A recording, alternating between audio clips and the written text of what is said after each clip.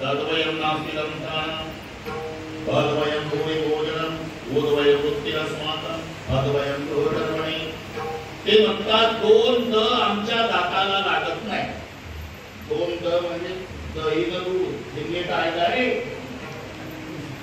तद्वयं नास्ति दंतानं. आता काय तद्वयं भूरि भोजनं. दोन भ खातो म्हणजे भाजी न भाकरी. ही मराठीकडे तुमचा व्यवसाय काय. उद्वयं वृत्तिरस्माकं. दोन ऊ आमचा व्यवसाय आहे. उष्ण उदार. घरातली संपत्ती काय. तद्वयं गृहकर्मणि. तुमचे भांडे फाटके कपडे आम्ही सदैव सुरके. अरे विष्णू श्रीमंत आहे पण भक्त तुमचं कसं काय. आमचा शंकरजी श्रीमंतच आहे पण श्रीमंतीचा उपभोग घेत नाही. भक्ताला श्रीमंत करतो. हे नीट ऐका. शंकरजी श्रीमंत आहे. याच्यावर एक कीर्तन आहे. स्वयमेव महेशः कणेव कणयो गणेशः सखा गणेशः स्वतृ नगेशः तथापि शंभो भिक्षाटनं कारितः. शंकरजी श्रीमंत आहे धनवान आहे. त्यांचा मित्र कोण आहे. डॉक्टर साहेब. चार संबंध सांगतो अर्ध्या मिनिटात. स्वयमेव महेशः स्वतः महादेव. तनयो गणेशः सुख करतात दुःख हरतात. हे आता ज्याच्याकडे तो गणपती पुत्र आहे. स्वस्त्र नगेशः हिमालय सासरा आहे. आणि सखा गणेश. गणेश म्हणजे कुबेर. कुबेर त्याचा मित्र आहे महादेवाचा. कुबेराकडे धन किती आहे. 8.5 निधी. एकंदर 9 निधी संपत्ती आहे. 9 निधी. निधी म्हणजे संजय निधी निराधार योजना नाही. मी सांगतो तू निधी लक्षात घ्या. 5 लाख घर दगडाची, 7 लाख बेटाची, 1 कोटी काशाची, 1 कोटी तांब्याची, 7 कोटी घर सोन्याची. हे संपत्ती रावणाची आहे. पाव निधी. मग सगळ्या जगात पाव निधी. आणि आता 2025 आलं तरी 8.5 निधी एकट्या कुबेराच्या ताब्यात. आताही काळाचे असा धनाचा राजा कुबेर ज्याचा मित्र आहे. सखा गणेशः स्वस्त्र नगेशः स्वयमेव महेशः तनयो गणेशः. एवढा श्रीमंत महादेव पण श्रीमंतीचा उपभोग घेत नाही. स्मशानासी वस्ती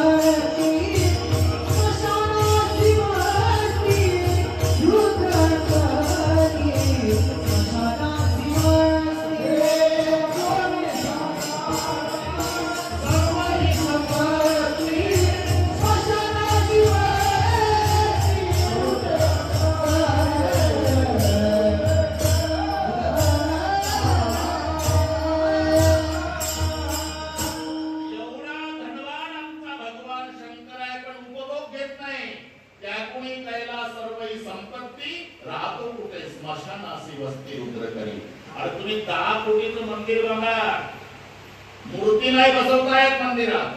लिंग प्रतिमा असते. मूर्ती फक्त महादेवाची स्मशानात आहे. स्मशानात राहतो. शिवमहिम्न पाठायला तुम्हाला समजलं तरी ते श्लोक लागला ना. स्मशानेश्वरेण प्रहरदिशांच्या सर्जरः चीत भस्मलेपत नृपरोटी परिकरः अमंगल्यं सेनं तव भवतु नामयोमतिलं तथापि स्मर्तॄणां वर्गकर्मं मङ्गलमसि. स्मशानेश्वरेण त्यागुणी कैलास सर्व संपत्ती स्मशानासी वस्ती रुद्र करी. आमचा महादेव श्रीमंत आहे पण उपभोग घेत नाही. स्मशानात राहतो. त्याचा स्वभाव आहे स्वतः स्मशानात राहतो. भक्ताला धनवान करतो.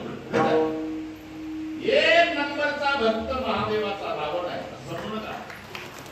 14 लोक पूजेच्या तयारीला होती.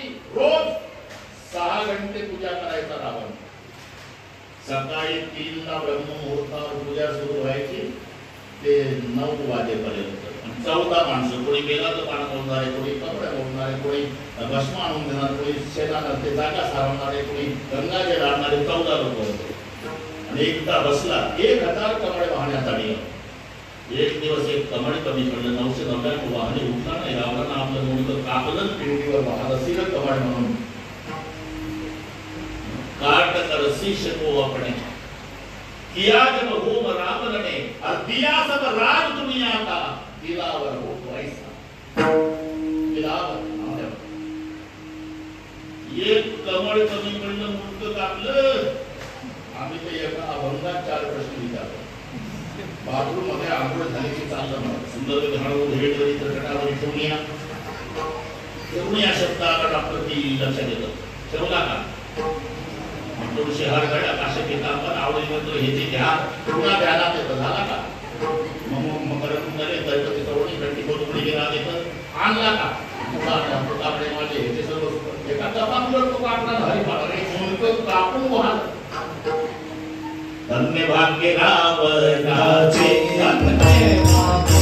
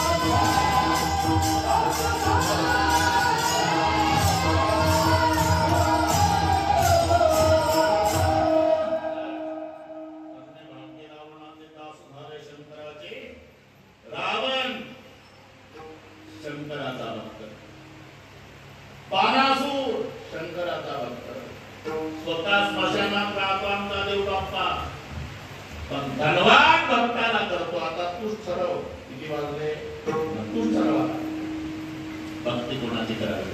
महाराज आता हे पटलं मला, पण पाऊलच तास राहिला. भक्ती करायचं ठीक आहे, पण भक्ती अवघड असेल. अत्यंत वैशिष्ट्य आमच्या शंकराचं आहे.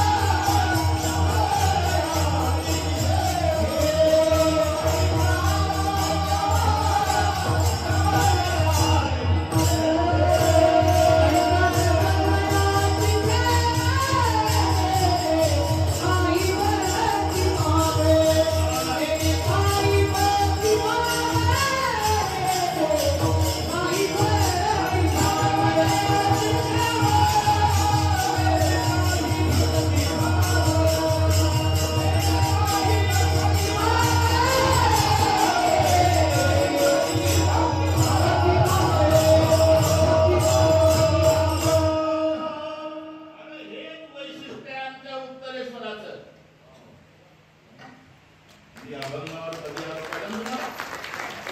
तुला वाटतं का भक्ती अवघड आहे? अरे ऐका नवद याची ठेव, याची म्हणजे उत्तरेश्वराची नेने काय भक्तिभाव. तो आधी वाट डोक्यात तयार नको. इथे भक्तिभाव शब्दाचा अर्थ काय? इथे भाव म्हणजे पादार भाव नाही घ्यायचा. अभंगानुसार अर्थ बदलतात शब्दाचे. इथे भाव म्हणजे हेतू, उद्देश. भक्ती करणाऱ्याचा हेतूही लक्षात घेत नाही तर प्रसन्न होतो. नेने काही मराठी आहे, मी त्यांनी सांगितलं. सर्वांना माहिती आहे ना, सुंदर ते झाडू भेटीमध्ये करकटावर हिटलं कुणी या. सांगा बरं, कर म्हणजे काय? कर म्हणजे हात. कर म्हणजे हात. पण कर वसुली पथकाला गावात असं काय होतं? आता हात आहे का? आता टॅक्स आहे. तसं भाव शब्दाचा अर्थ अभंगानुसार बदलत राहतो. इथे भाव म्हणजे हेतू, उद्देश.